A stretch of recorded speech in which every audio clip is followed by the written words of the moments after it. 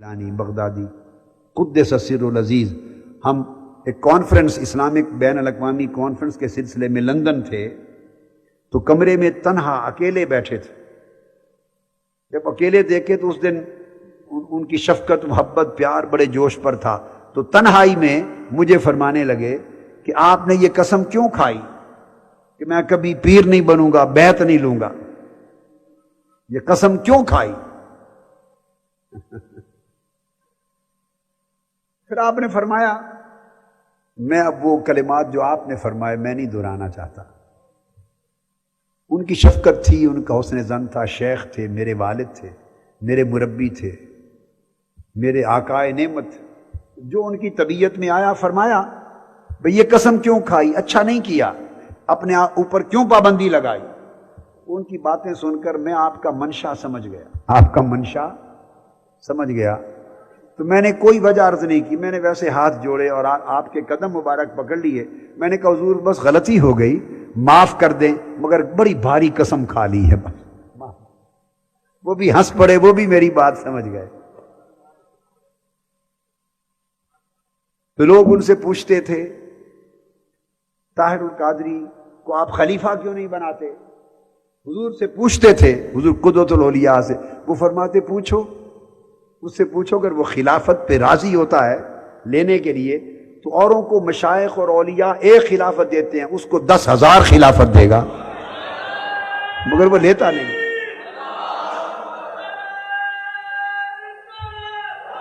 مگر وہ لیتا نہیں، اس نے قسم کھایا ہے، بولتا ہے پیر نہیں بنوں گا۔ لوگوں سے پوچھا پھر حضور پھر کیا؟ انہوں نے فرمایا پھر یہ اوروں کو خلیفہ بناتا ہے، اس کو بیٹا بنایا ہے۔ مقصد بات کا یہ بات سنائی اس لیے تاکہ ایک سند ہو جائے کہ میں نے پیر بھی نہیں بننا، زبان سے دہرا رہا ہوں نا بات کو، ریکارڈ پر لا رہا ہوں، بار بار ریکارڈ پہ لا رہا ہوں کہ کوئی میرا لباس سمجھ کر کسی مغالطے میں نہ مبتلا ہو جائے، اس امید پہ کہ شاید اس لباس کے بعد اب بیعت بھی کریں گے۔ نہیں، قسم قائم ہے، مرتے دم تک قائم ہے۔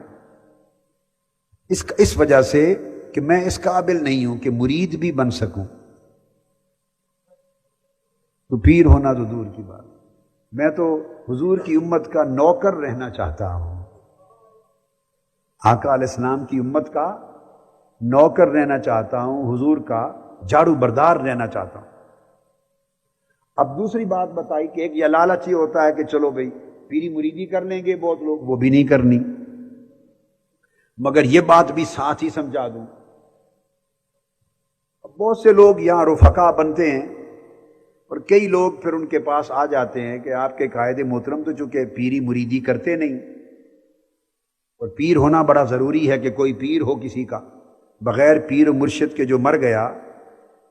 وہ تو بیکار گیا، گمراہ گیا، پیر و مرشد ہونا چاہیے۔ اور آپ کے قائد چونکہ پیر نہیں بنتے، ان کی قسم ہے، لہذا ہم حاضر ہیں، یعنی محنت ساری وہ کریں، تربیت وہ کریں، 10 راتیں بٹھا کے جگا کے راستے پر وہ ڈالیں، عمر بھر منہاج القرآن کی تعلیم و تربیت کے لیے سنوارنے کا کام وہ کریں، اور پیر مرشد کے لیے ہم حاضر ہیں۔ باہر کے دنیا کے ملکوں میں بڑی مشکلات آئی ہیں، پھانس لیتے ہیں اور پھنسا کر ان کی پھر عقیدت، محبت، وفاداری کو تقسیم کر لیتے ہیں، بعد ازاں کلیتاً ہٹا دیتے ہیں، اور اللہ کے دین کی جس خدمت پہ وہ لگا ہوا تھا، دین کی نوکری پر، رفتہ رفتہ اس نوکری سے ہٹا کے ذاتی نوکری پہ لگا دیتے ہیں۔ الا ماشاء اللہ، مستثنا اللہ والے صالح مخلص لوگ ہر دور میں تھے، ہیں، ہوں گے، وہ مستثنا الگ ہیں۔ میں عمومی جو کاروبار ہو رہا ہے دنیا میں، جو دھندا ہو رہا ہے وہ اس طرح کا ہے، تو وہ مرید پھنسانے کے لیے آ جاتے ہیں۔ میں نے بہت عرصہ مجھے کئی مشکلات پیش آئیں۔ کبھی ایک بار ڈنمارک گیا تو وہ رفقا، ایک پیر صاحب اس میں داخل ہو گئے، انہوں نے کہا کہ اگر قائد محترم بیعت کرتے تو خدا کی قسم سب سے پہلا مرید میں ہوتا ہے۔ پیر صاحب نے کہا، بنگلہ دیش سے تھے، اگر وہ قائد محترم بیعت کرتے تو سب سے پہلا مرید میں ہوتا۔ چونکہ وہ خود نہیں کرتے، ہم دل سے تو ہیں،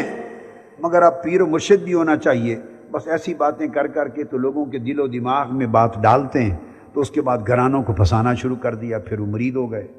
جب مرید ہو گئے پھر الگ حلقہ ذکر شروع کر دیا، وہ جو ادارے میں آتے تھے پھر وہ ادھر جانے لگ گئے، پھر خدمت وہاں شروع ہونا ہو گئی، رفتہ رفتہ مشن کے کام کی رغبت سے پیچھے ہٹ گئے۔ ایسا ہی ہوتا ہے۔ یہی بات قرآن مجید میں اللہ پاک نے یہود اور نصارہ کے لیے کہی ہے کہ وہ اپنے پھانسا کر اللہ کے دین کی راہ سے ہٹا لیتے ہیں اور پھر ان سے مال بٹورتے ہیں اور جیبیں بھرتے ہیں۔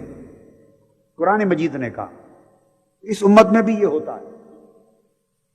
تو بڑی مشکل سے وہ دھندا چھڑایا ان کا، پھر اس کے بعد کئی سال گزرے تو ایک اور پیر صاحب گھس گئے، پھر انہوں نے گھر برباد کر دی۔ بس ایسے اس طرح کئی اور جگہ کو، کینیڈا میں، کوئی ہالینڈ میں، کوئی یورپ میں، یہ بڑی مشکلات پاکستان کے اندر اور باہر پیش آئیں۔ پریشان ہوتے ہوتے بالآخر میں نے حضور سیدنا غوث العظم رضی اللہ تعالیٰ عنہ کی بارگاہ میں عرض کیا، میں نے عرض کیا حضور میری مجبوری ہے، میرا عہد ہے، میری زبان ہے، وہ کام میں نے نہیں کرنا اور نہ میں اس کو توڑنا چاہتا ہوں، نہ میں توڑوں گا انشاءاللہ۔ مگر دوسری طرف مشکل یہ ہے کہ سادہ لو اور رفقا ہیں، ہر کوئی تعلیم یافتہ نہیں، ہر ایک کا شعور پختہ نہیں،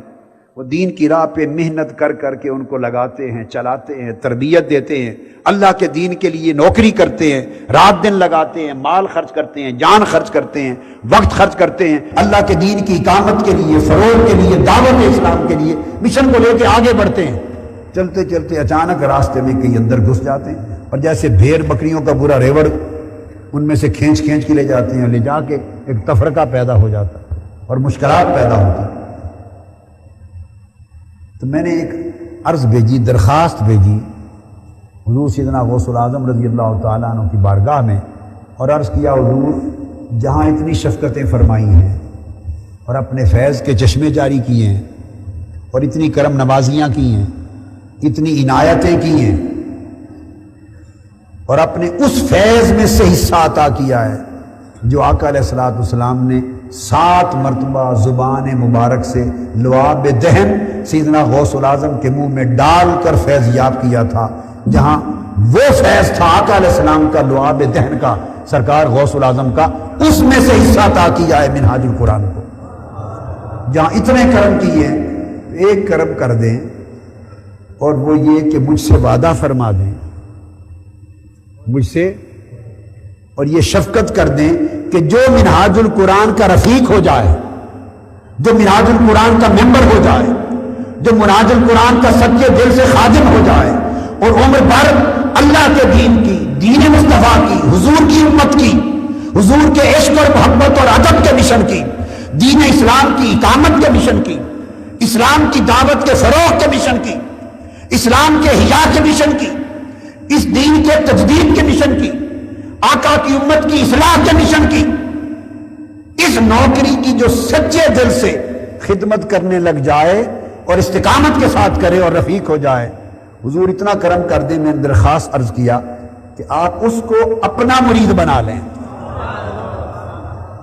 اپنی مریدی میں لے لیں، اپنی چادر میں لے لیں، اور مریدی لا تخف اللہ ربی عطانی رحمتا نلت المنانی، میرے مرید اب کسی سے خوف کی ضرورت نہیں، تیرے شیخ عبد القادر کو اللہ نے وہ بلندی عطا کی ہے کہ میری بلندی تیری حفاظت کرے گی۔ اور مریدی لا تخف واشن فإنی عزوم قاتل عند القتال، جو تیری طرف میلی آنکھ دیکھے گا، اللہ نے مجھ سے وعدہ کیا ہے کہ تیرا شیخ تیری حفاظت کرے گا، تیرے دشمن کو قتل سے مراد باطنی طور پہ ہلاک کر دے گا۔ میں نے عرض کیا حضور ایسا کرم کر دے کہ یہ جو راہ چلتے چور ڈاکو گھس جاتے ہیں اور بھیڑ بکریاں سمجھ کے اچک کے لے جاتے ہیں اور ان کی وفاداریاں بدلتے ہیں اور اللہ کے دین کی خدمت سے دور ہو جاتے ہیں، رفتہ رفتہ ان کے ذہن میں بٹھا دیتے ہیں کہ ہمارے پیر صاحب نے یہ کہہ دیا ادھر نہیں جانا، ان کا خطاب نہیں سننا، ان کے مشن میں کام نہیں کرنا۔ ابھی سعودی عرب میں گیا، ہر ملک میں یہ مشکل تھی، تو رفقا مجھے ملے، خمیس سے، مشید سے، ابھا سے، جگہ جگہ سے، میں کتنے ملکوں کا کس کس جگہ کا نام لوں جہاں یہ مشکلات رفقا، سادہ لو رفقا ہے، اور ان کو کہہ دیتے ہیں آپ مرتد ہو گئے، آپ نے ہاتھ میں ہاتھ نہیں دیا، جہنم میں چلے گئے، مرتد ہو گئے، سادہ لوگ گھبرا جاتے ہیں سخت سخت دھمکیاں میز لفظ سن کر۔ اب ہر بندہ تو دوڑ کے نہیں آ سکتا میرے پاس کہ آ کے اپنی مشکل بیان کرے، بڑے لوگ اس پریشانی میں گھبراہٹ میں رہ گئے۔ تو میں نے عرض کیا حضور اتنا کرم کر دیں کہ یہ جو پونجی محنت سے تیار کرتے ہیں یہ محفوظ رہے، یہ محفوظ رہے، اور اس کی حفاظت کی روحانی حفاظت کی شکل یہ آپ آقا کہ جہاں میں آپ کی غلامی اور مریدی میں ہوں میرے مشن کا ہر رفیق اسی طرح آپ کی غلامی اور مریدی میں ہو جائے۔ یہ وعدہ دے دیں کہ آپ براہ راست اس کے شیخ اور پیر و مرشد ہوں گے، اسے پھر کسی جگہ ہاتھ دینے کی حاجت نہیں ہوگی، آپ کی مریدی اور آپ کی غلامی میں رہے گا۔ میں آپ کو اللہ کے گھر میں یہاں بیٹھا ہوں اور منبر رسول ہے، اللہ کا گھر ہے، ماہ رمضان کا عشرہ ہے اور اعتکاف کی رات ہے، 25ویں کی رات ہے۔ اللہ کی عزت کی قسم کھا کے بتا رہا ہوں اور تاجدار کائنات کے گنبد خضرا کی قسم کھا کے بتا رہا ہوں، اللہ کو گواہ بنا کر کہہ رہا ہوں، درخواست کی اور 1 سال تک جواب نہ آیا۔ 11 مہینے 11.5 مہینے گزر گئے، بس میں انتظار میں رہا۔ جیسے فائل پروسیس میں ہوتی ہے نا، یہ فیصلہ بڑا انوکھا تھا، یہ فیصلہ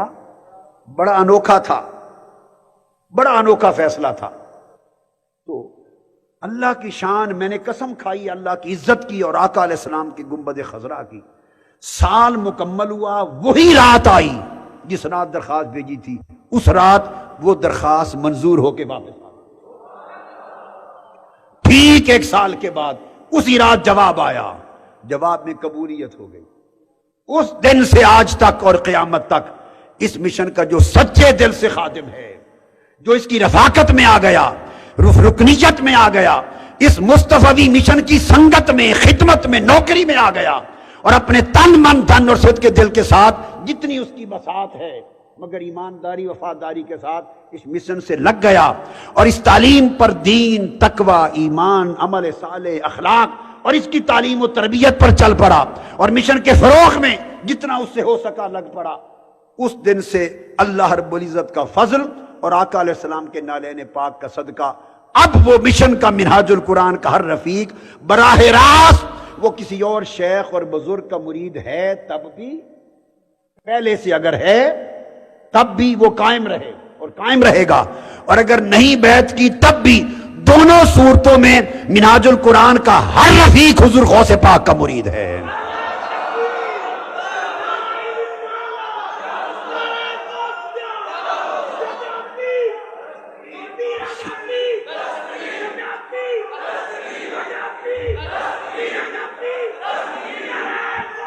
منہاج القرآن کا، بس بیٹے، منہاج القرآن کا، بس بیٹے غور سے سن لیں، میں خود ذمہ داری کے ساتھ اس بات کا اعلان کر رہا ہوں، اللہ کی گواہی پر، تاجدار کائنات کی گواہی پر، اور خود سرکار غوث العظم کی گواہی پر حلفاً بیان کر رہا ہوں کہ منہاج القرآن کا ہر رفیق جو سچے دل سے رفیق ہے، وفادار ہے، وفاداریاں تقسیم نہیں کرتا، دھوکہ بازی نہیں کرتا، مشن میں تفرقہ نہیں کرتا، فتنہ پروری نہیں کرتا، صدق کے دل سے استقامت کے ساتھ اس مشن پر ہے، رفاقت لیتا ہے، رفاقت میں ہے، وہ براہ راست حضور سیدنا غوث العظم کا مرید ہے، مرید ہے، مرید ہے۔ اور میں یہ بات بھی اعلان کرتا ہوں آج اعتکاف کے موقع پر کہ قیامت کے دن اگر مجھے سرکار غوث العظم رضی اللہ تعالیٰ عنہ نے اپنے جوڑوں میں، اپنی کملی میں، اپنی چادر میں اپنے مریدوں کی صف میں شامل کیا تو خدا کی عزت کی قسم میرے سارے رفقا وہی شامل ہوں گے، وہی کھڑے ہوں گے۔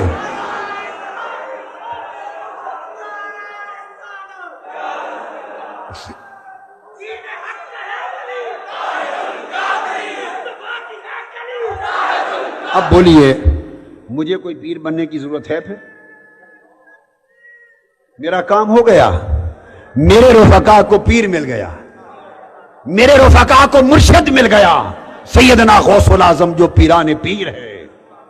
جو ملحق الاصاغر بالاکابر ہے، جو شیخ الکل ہے، جو سلطان الاولیاء ہے، جو غوث الثقلین ہے، جو فرماتا ہے قدمی حاضہی علی رکبت کل ولی اللہ، ہر ولی جس غوث پاک کے قدم کے نیچے ہے، جس غوث العظم کی ولایت کے سامنے سرکار شہنشاہ ہند حضرت خواجہ اجمیر نے گردن جھکائی اور کہا آپ کا قدم اوروں کی گردن پر ہے، میرے سر پر بھی ہے۔ جس سرکار غوث العظم کے اس اعلان پر، فرمان پر حضرت شاہ سورورد نے گردن جھکائی، حضرت بہاؤالدین نقشبند نے آپ کے وصال کے بعد اپنے زمانے میں گردن جھکائی۔ اور ہر ولی کو ولایت تب ملتی ہے جب حضور غوث العظم کی مہر ثبت ہوتی ہے۔ ایک یہ بات، اور دوسری اس مشن میں فیض تو پہلے بھی انہی کا تھا، اس مشن میں فیض ان کا تھا اور انہی کا تھا، اور صرف ان کا بھی نہیں، بڑے فیض تھے، بڑے فیض تھے۔ اور آقا علیہ الصلوۃ والسلام کا براہ راست فیض بھی ہے، اس مشن میں آقا علیہ السلام کا براہ راست فیض بھی ہے، بالواسطہ فیض بھی ہے، صحابہ کرام خلفائے راشدین کا فیض بھی ہے، اہل بیت اطہار کا فیض بھی ہے، اولیاء کرام کا فیض بھی ہے، کل سلاسل و طرق کے اولیاء کا فیض ہے، سیدنا غوث العظم کا بھی ہے، اور قدوۃ الاولیاء سیدنا طاہر علاء الدین تک کل ولیوں کا، حضور داتا گنج بخش علی حجویری کا فیض بھی ہے، بابا فرید الدین گنج شکر کا فیض بھی ہے، ہند میں حضرت قطب الدین بختیار کاکی کا فیض بھی ہے، حضرت اویس کرنی اور حضرت باجزید بستامی کا فیض بھی ہے، حسنین کریمین کا فیض بھی ہے، مولا علی المرتضیٰ کا فیض بھی ہے، عثمان غنی فاروق اعظم صدیق اکبر کا فیض بھی ہے۔ کوئی وجہ ہے، میں ایک ایک نام جو گن کر بتا رہا ہوں، یہ ویسے ہی ان کی بزرگیوں کی وجہ سے گن کے نہیں بتا رہا، چن چن کے نام لیے ہیں، ان سب کا فیض شامل ہے، بس اتنی بات کہنا چاہتا ہوں۔ ایسے نہیں کہہ دیا کہ بڑے بزرگ ہیں سو ساروں کے نام لے لوں، نہ، یہ بات نہیں ہے۔